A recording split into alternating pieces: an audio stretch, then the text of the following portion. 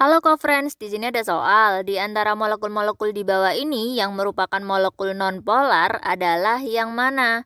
Jadi, molekul nonpolar itu dia mempunyai ikatan kovalen nonpolar, di mana ciri-cirinya yang pertama dia punya momen dipol sama dengan 0.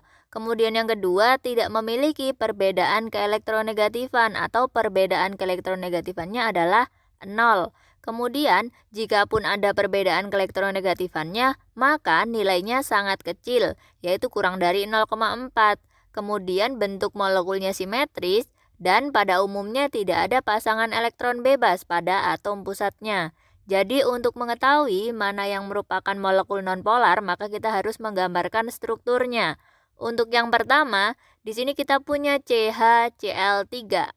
Atom karbon itu punya 4 elektron valensi, sehingga dia akan sulit jika membentuk ion. Dia sulit untuk melepas maupun menerima 4 elektron. Oleh karena itu, atom karbon ini mencapai kestabilannya dengan cara menggunakan elektronnya secara bersama-sama dengan atom yang lainnya. Di sini, dia menggunakan elektronnya secara bersama-sama dengan Cl dan juga H. Nah, kemudian ada CH3Cl.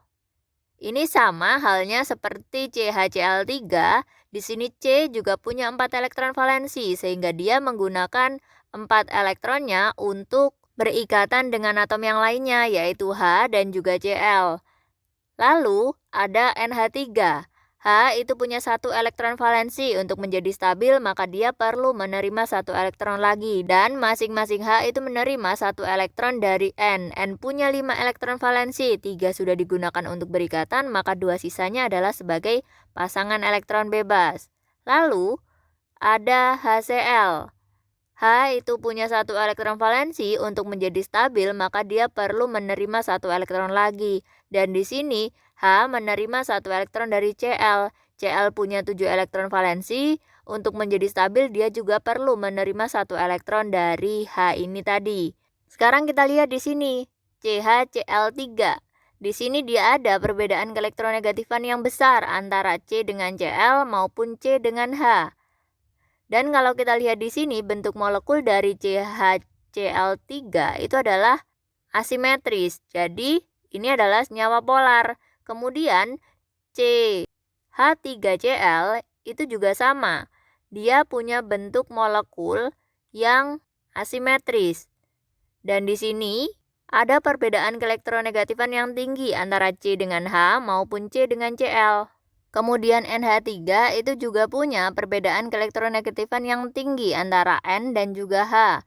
Lalu di sini bentuk molekulnya adalah yang asimetris. Jadi NH3 juga molekul polar. Lalu ada HCl. Perbedaan keelektronegatifan dari H dan juga Cl itu sangatlah besar. Jadi HCl itu adalah senyawa polar. Lalu, yang terakhir kita punya BCl3. Cl punya 7 elektron valensi. Untuk menjadi stabil, maka dia perlu menerima 1 elektron lagi. Dan di sini masing-masing Cl mendapatkan 1 elektron dari B. B itu punya 3 elektron valensi. Ke semua elektronnya sudah digunakan untuk berikatan. Nah, di sini BCl3 itu punya bentuk molekul yang simetris. Lalu di sini perbedaan keelektronegatifannya ada, namun di sini kecil.